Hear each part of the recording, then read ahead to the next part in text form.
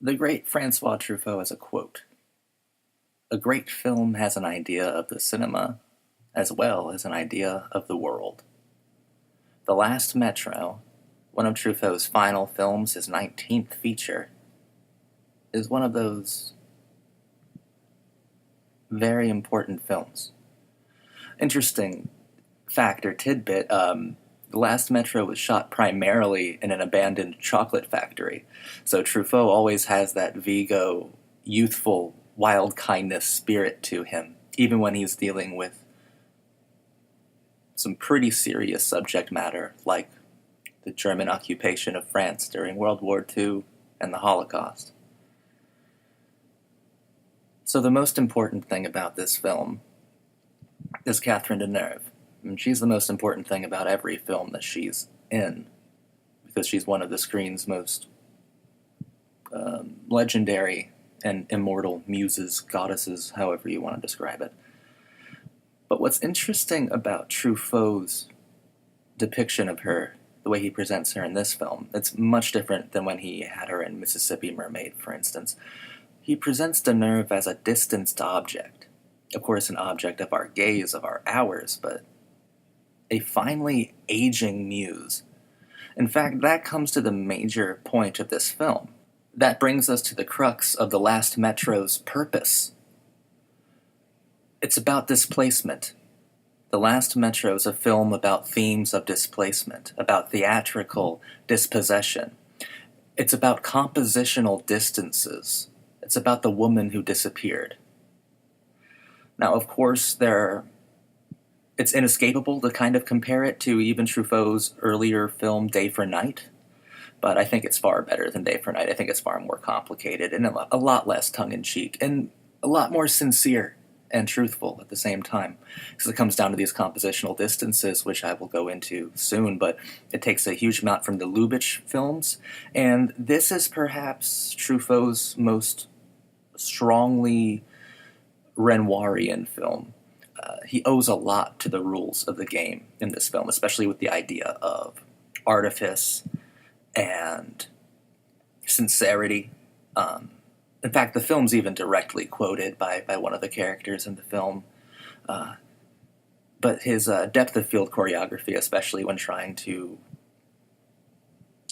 express artifice and realism, or at least impressions of realism, because it's all about theatricality, because it's all centered around the theater and the family aspect of the theater. But let me go back to Catherine Deneuve for a second. She's one of my favorite women on the planet, and it's mostly because of the way that people like Jacques Demy or Louis Buñuel photographed her.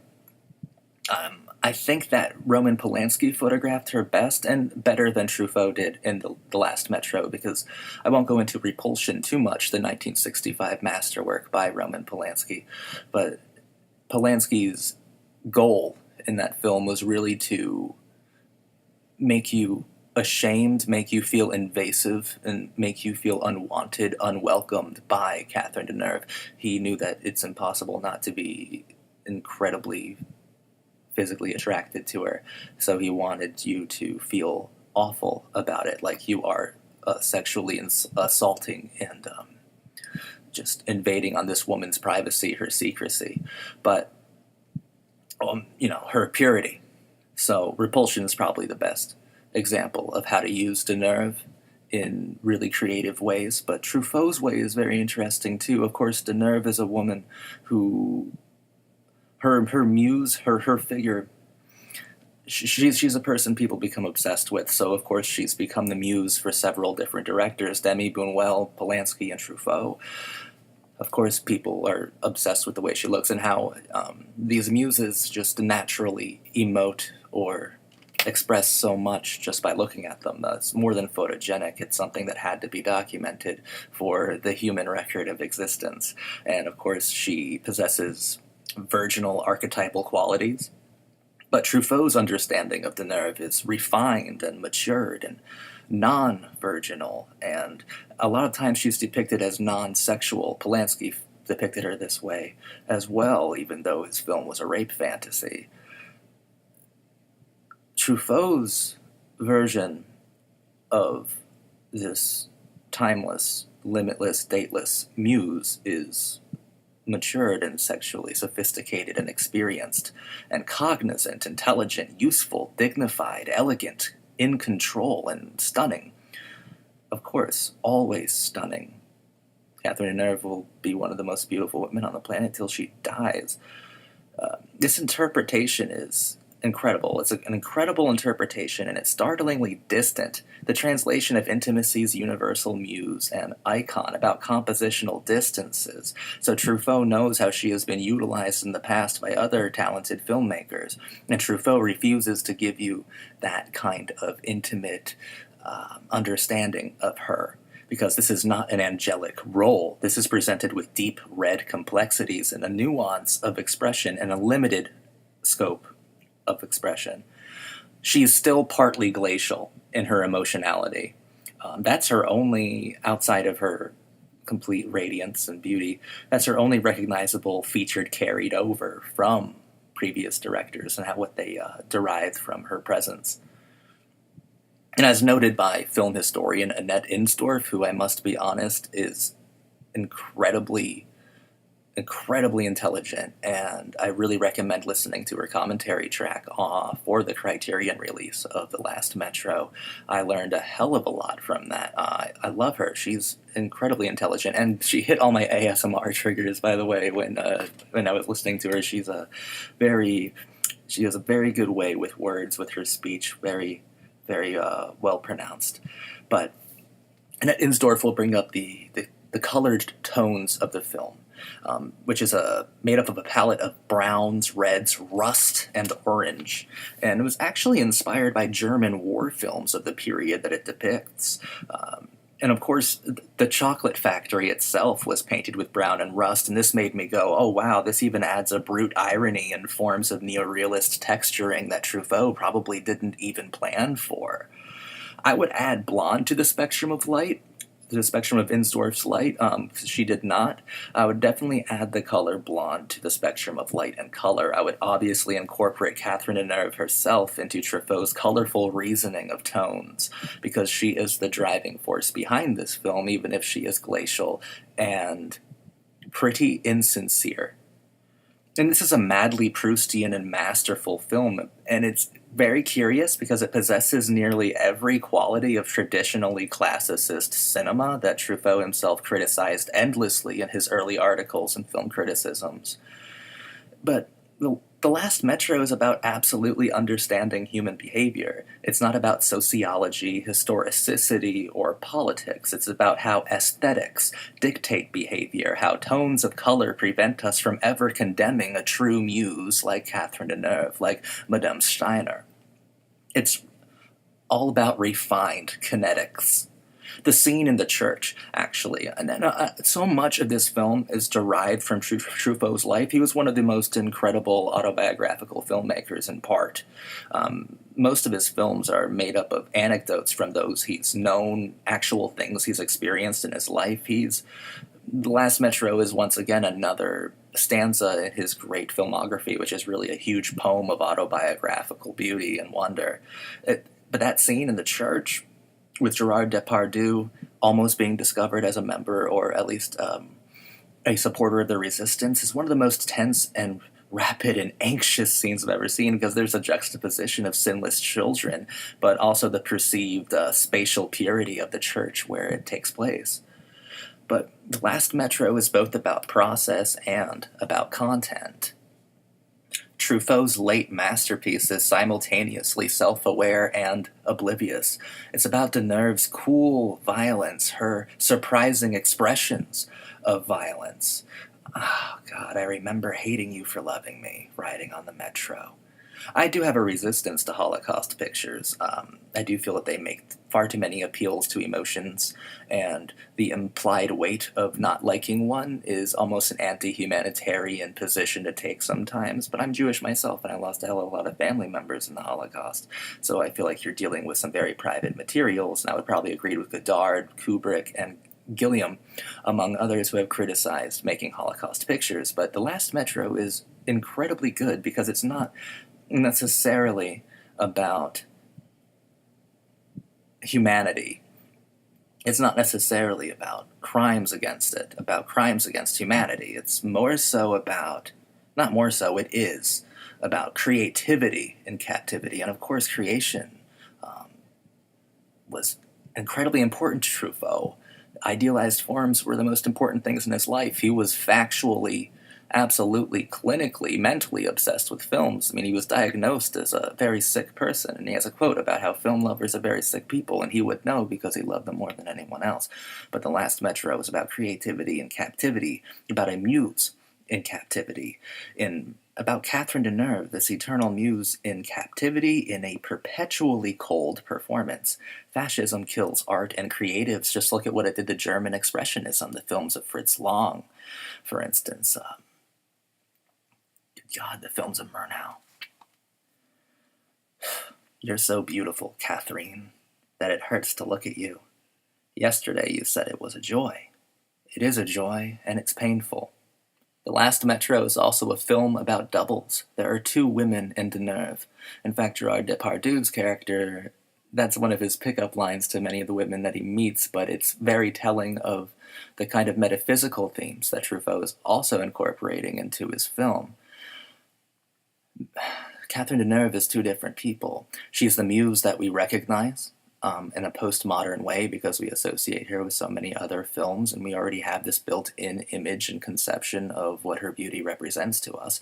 But then she's also the woman on the screen in The Last Metro, which is almost an inverse of those same kind of romantic concepts and qualities.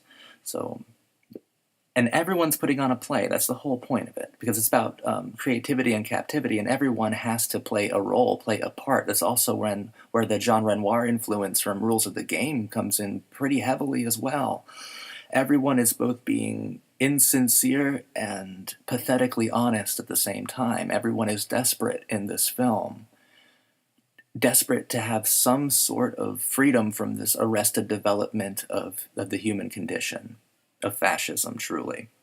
But it's a film about doubles, and it's a film about beautiful and unending truth, because the only truth in this film is Catherine Deneuve's beauty, and how it manifests itself, and how you respond to it, and how she responds to it as well, because she's entirely cognizant. As I said, she's in complete control. And of course, you can see this film and completely understand where Quentin Tarantino got a huge amount of inspiration for his film *Inglourious Basterds* just by looking at Catherine in deep red and stark blonde, because it's also about the duality of colors as well, of very hot colors, expressing a very hot woman and very, very hot time in human history. Truffaut never made a film you couldn't reach out and feel. All of his films are physical, and The Last Metro is no different, but The Last Metro is unique in his catalog in that I believe it's his most mature film. I believe it's his most well-reasoned film. I believe it's his most reasonable film, actually. And I think as time goes on, nothing will compare to The 400 Blows or Jules and Jim, of course. Those are uniquely transcendental.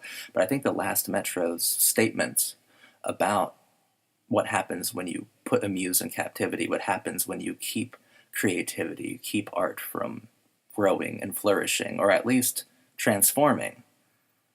The statements that it makes about doubles, about lies and truths, about how we are forced to occupy roles that we didn't ask for.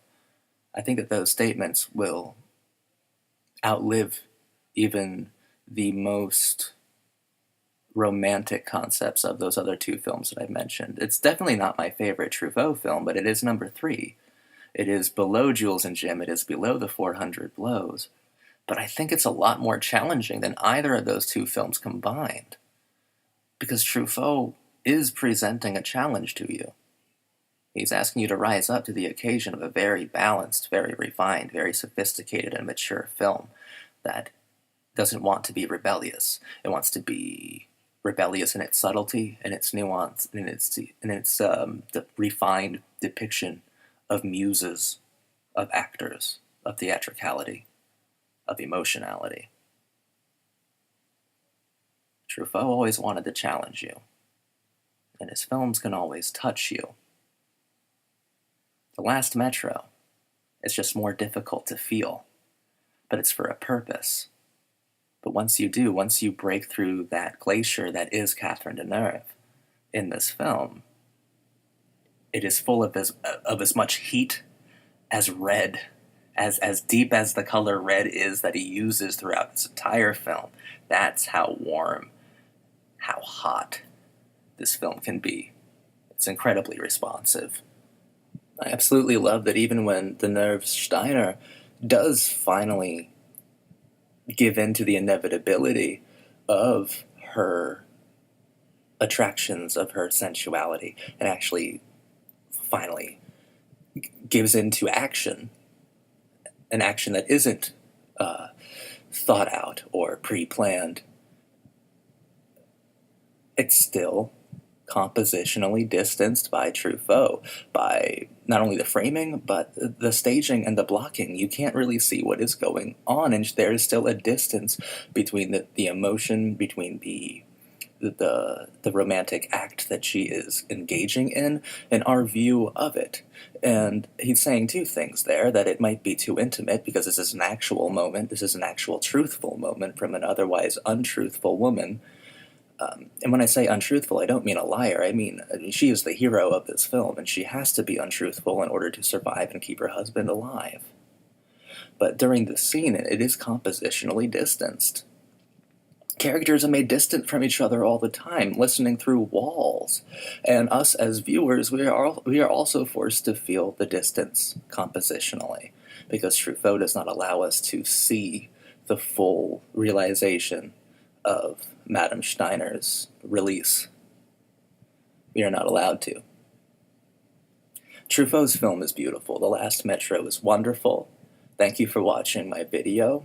This was a love letter, and this film really, really deserved it. I love Catherine Deneuve. I love Francois Truffaut. All hail the Last Metro. Brilliant.